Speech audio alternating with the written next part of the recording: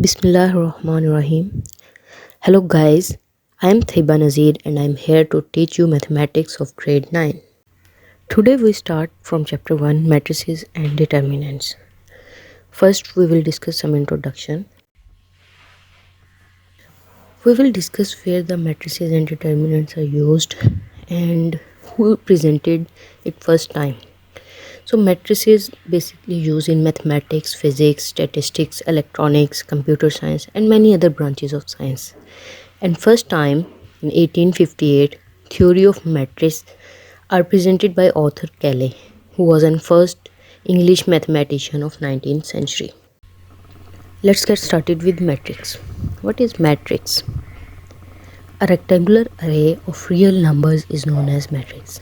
What is meant by rectangular array of real numbers? Here we choose some real numbers like 0, 3, 4, 5, 7 and 9. These are real numbers. And write these numbers in a rectangular array and enclosed by brackets, then this will become a matrix.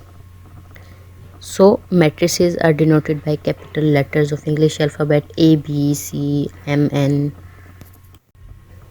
Now we will discuss the further interpretation about rows and columns of a matrix. Those entries which presented in a horizontal way will be rows. Like in example, A is equal to 1, 2, 0. This is first row and we represent it by R1. And 3, 5, 4 is a second row and represented by R2, and 2, 1, 1 is a third row and represented by R3. And those entries which presented in vertical way will be columns. Like in example, B is equal to 1, 3, 2. This is a first column and we represented it by C1, and 2, 5, 1.